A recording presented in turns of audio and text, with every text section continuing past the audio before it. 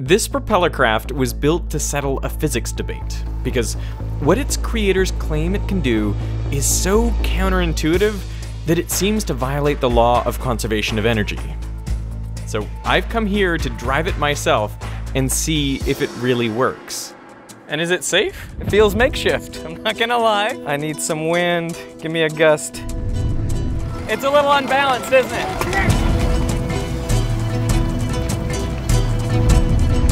Slow down, Derek. Little tacky, little tacky. This video was sponsored by KiwiCo. More about them at the end of the show. I've come to El Mirage, a dry lake bed a couple hours from Los Angeles, to race a one-of-a-kind propeller craft. It's called Blackbird, and I'm here with its inventor, Rick. Howdy! And the current owner, Neil. It all started with a brain teaser. Can any wind-powered vehicle go directly downwind faster than the wind itself? If you've got a sailboat and you're sailing it straight downwind, Yeah. as soon as that sailboat is going the same speed as the wind, then there is no more wind. That is correct. You can't push the sailboat. So And sailboats can't just go downwind faster than the wind. Not straight downwind. Not straight Not direct downwind. Imagine a boat floating in the water. As the wind picks up, it pushes the sail, accelerating the boat. The boat gets faster and faster until its speed exactly matches the wind. But at this point, the wind can't push the sail anymore. I mean, if you imagine it from the frame of reference of the boat, there's no longer any apparent wind. There's no air moving over the boat because the air and the boat are moving together at the same speed. So a sailboat going directly downwind can only match the speed of the wind, never exceed it, even if there's no drag. But the claim is, Blackbird can do it. It can go straight downwind faster than the air that is pushing it. Well, the weather forecast is still holding. Okay, good. We can feel it's at like 1 now. Yeah. But El Mirage has a reputation of like when it fills Yeah, in, it happens. It happens. Good. I think we started somewhere in the middle. All right, well, let's move over. We're moving to a spot that will give us a long, straight path downwind with no obstacles. All we need now is for the wind to pick up and maintain its direction. But we've been out here in the hot desert for hours, and there is still no wind.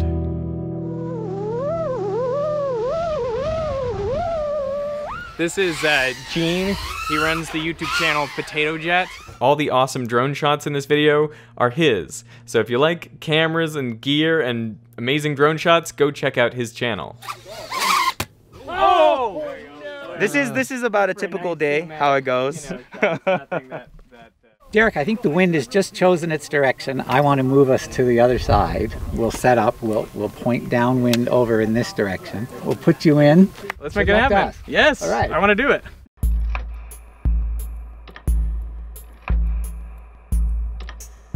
You need to go a long way down so it takes a certain amount of energy really to get things recumbent. going. So maybe I need to Keep going. Should I get something behind me? Well, Yep, I'm very reclined. Yeah, let me see what I can find. It's slightly terrifying to not be able to push the brake all the way. So you're kind of right at the limit of size. Yeah, you wouldn't want to be any smaller.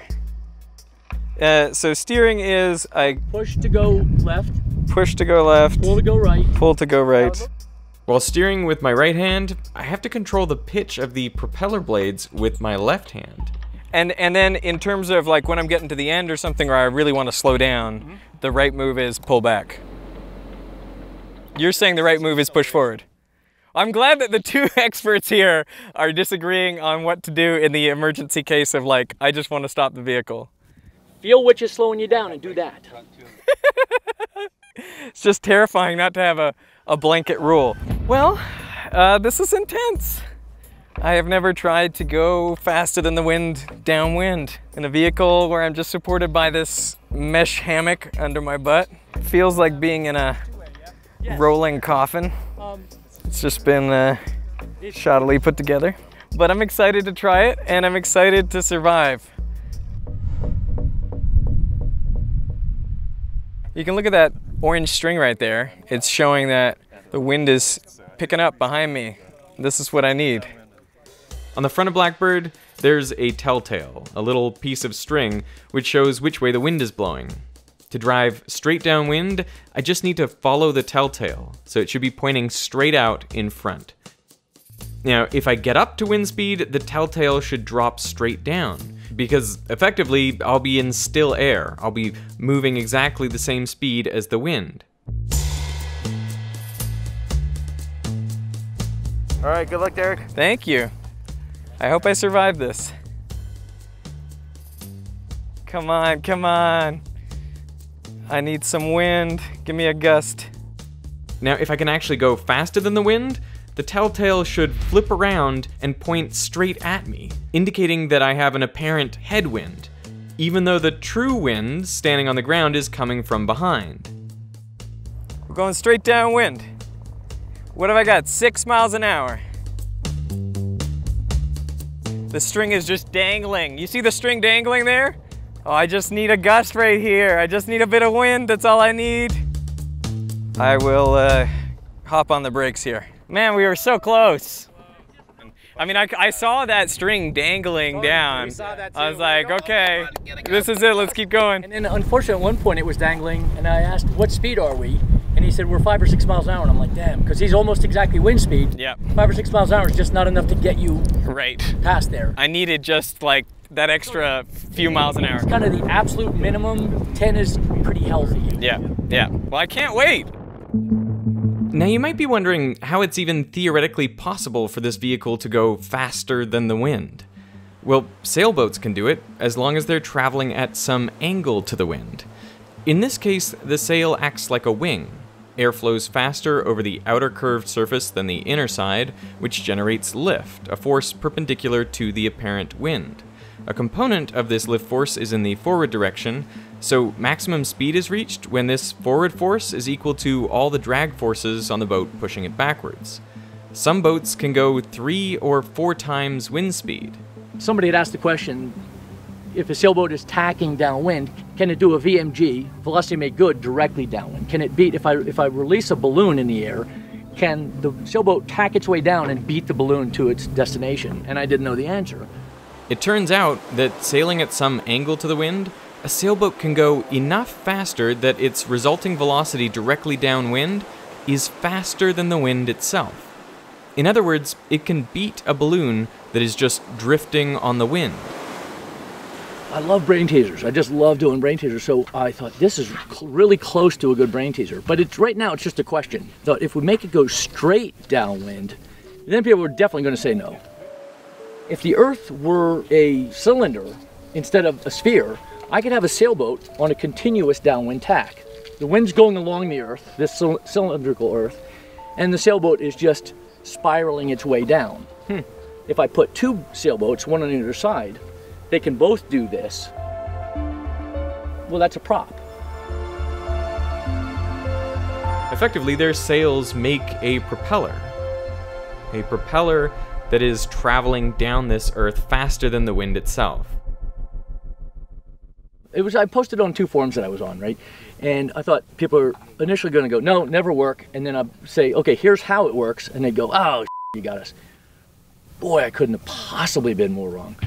This is obviously stupid. Wind power isn't some kind of magic. We all want to believe in perpetual motion, but I just don't see the logic of this argument as yet. Okay, this is clearly fake. Anyone with a clue should see the problem here. Once you reach wind speed, what powers it past that? I am not a stupid person, but I cannot understand. Ultimately, we said, okay, if we build a little model of one and put it on a treadmill, that just puts it to bed. Right. And it worked really well. Now you're holding it back with the sport. Hey, Mississippi? Yeah, I'm keeping it from coming forward, otherwise it'll climb right up the top of the treadmill. But people on the internet just wouldn't believe him. They thought it was fake. And even physics professors were arguing that the treadmill wasn't a good analog of the real world. And I'm like, literally day 1 physics is inertial frames, right? It doesn't matter if you're moving or the air's moving. Others were saying there's magnets, there's wires. They go, there's fans out of you. So then we do one showing, you know, no fans. The curtains aren't moving and stuff. And finally he says, We got to build the real thing.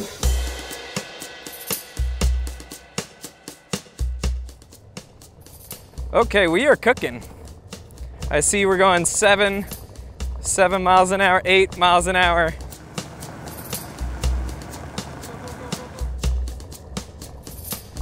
Come on, you got it. Come on. Uh-oh. I'm very sad about this propeller. So I'm guessing this means the chains come off. How did it feel? It was a lot of fun. I could feel us picking up speed. I could see it spinning. I could see that we got up to like 8 miles an hour, 9 miles an hour, and I was like, oh, we're just gonna do it, you know? And then all of a sudden, I still felt like I was going, but I noticed that the prop wasn't spinning, and I thought, oh, that's a terrible sign. So yeah, then we had to stop and fix the chain. When in doubt, use a bigger. Yeah, you do that. That's the call. So here's the thing about this vehicle. It's not what it looks like. What you imagine, I bet, is that when the wind blows on that propeller, it spins the way the wind is pushing it, and that drives the wheels. But that's actually not how this works. The way it works is the wind pushes it from behind, and just because it's a bluff body, it's just an object sitting out in the desert, it starts to roll forwards a little bit. Now that causes the wheels to turn, and they are geared to the propeller in such a way that they turn it opposite the direction the wind is pushing it. So rather than this propeller operating like a windmill, it spins like a fan, pushing air backwards, and that's what drives the craft forwards. So like one of those crazy things you never think you're gonna do, be out in a dry lake bed with some crazy propeller vehicle that some physics professors believe break the laws of science. Yeah, that's cool.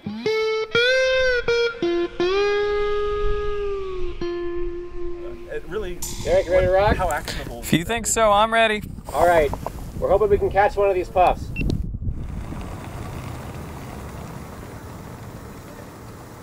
The wind is strong, and the prop is turning, but something is definitely wrong. Just look at that propeller. It's a little unbalanced, isn't it?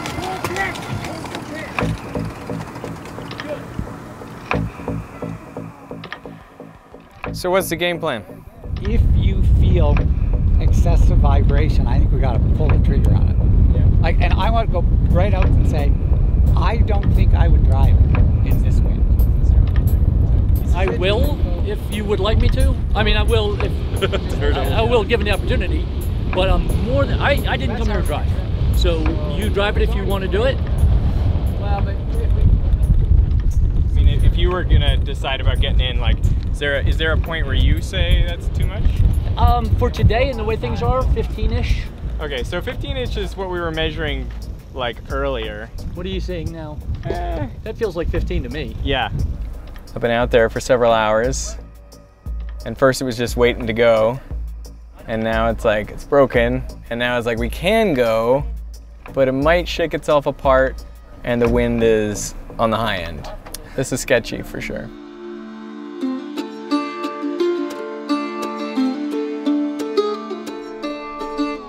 Oof. Oh God!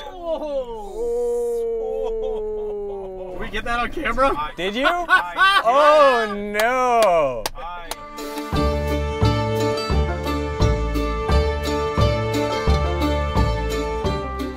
What's happening is they're getting pretty uncomfortable with what they saw in terms of the shake, the wobble, and they're worried that it's gonna like break in half the whole structural component, and the whole propeller is gonna come down on whoever's driving. So they're a little bit reticent to let me keep driving. So the guy who basically built it, he's gonna risk himself in the driver's seat. And then if it's not shaking itself apart, then maybe I get another shot after. So that's the word right now.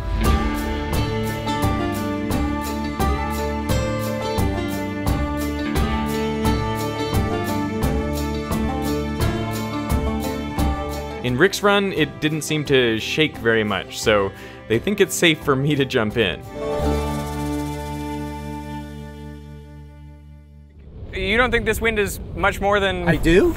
I really do. But it means that you will have nearly a guaranteed success but you just got to manage your limit of like how much faster than the wind do you think you need to go. Yeah. You doing it? Man, it feels like just the stakes keep getting higher. Like, they didn't want me to run it before because it was too windy, but like now it's windier, but they're comfortable with me piloting it. So, I don't know what to say. This is frightening, but also I came here for this. I want to do it. Put me in, coach. If this thing doesn't fall apart, maybe I'll be able to go faster than the wind this time. I'm getting in that vehicle and I'm headed that way as fast as I can.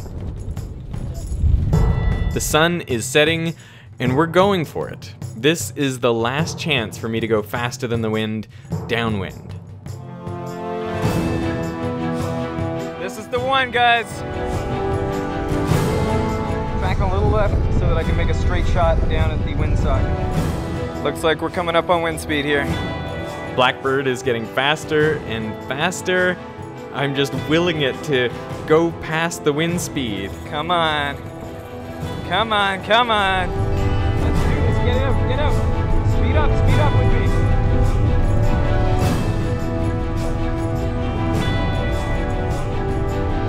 Come on, yeah!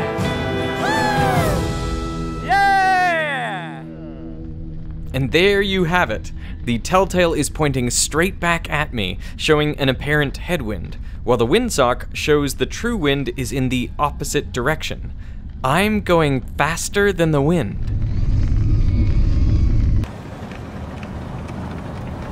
Slow down, Derek. Full tack, full tack.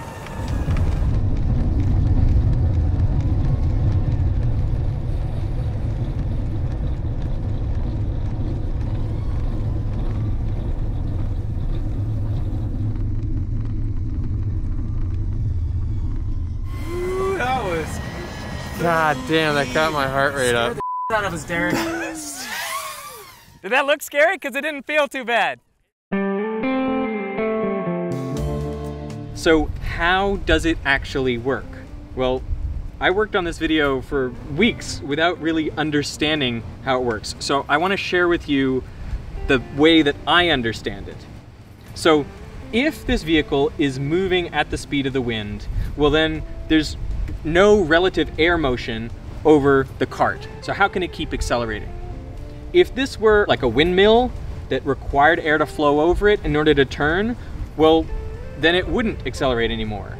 But that's not how this operates. This propeller operates as a fan, which means if you imagine this still air, the propeller can come down and hit some of these air molecules, pushing them backwards, and therefore get thrust. It's like having a fan on your cart. So of course, even in still air, having a fan on the cart will blow you forwards. But that brings up this idea of, it feels like we're getting energy from nowhere. Where's the energy to power the fan coming from? If it's coming from the wheels, why doesn't that slow us down more than the fan manages to blow us back? And the answer to that is that you're moving at a different speed over the ground than you're moving through the air, because you have that tailwind. So the way I like to imagine it is like this. There's air everywhere going 10 kilometers per hour down that way. Now, even if we're going 10 kilometers per hour, we can still push air backwards. And so if you were to look at a profile of the air in a stationary reference point, you would see that the wind behind the propeller would be moving more slowly downwind than all the other wind. That's because this propeller has taken some of the energy out of that wind and converted it into the kinetic energy of this cart. So behind the propeller, there would be, say, 8 kilometer per hour wind, and everywhere else there would be 10 kilometer per hour wind. So the energy from this wind behind the propeller has gone into the cart, into accelerating it forwards, so it is moving forwards faster than the wind. Even when this is moving forward faster than wind speed, the propeller can still push the air backwards, slowing down that tailwind and taking some of that wind's energy, converting it into the kinetic energy of this vehicle. Now, the people who made Blackbird managed to get a record. They got up to 2.8 times the wind speed. So it is obvious to me from all of the demonstrations and from riding in the vehicle myself that this is physically possible. There is a way to drive a vehicle that goes downwind faster than the wind. But I know it is so counterintuitive that I expect a lot of pushback in the comments. My only request is, please be civil.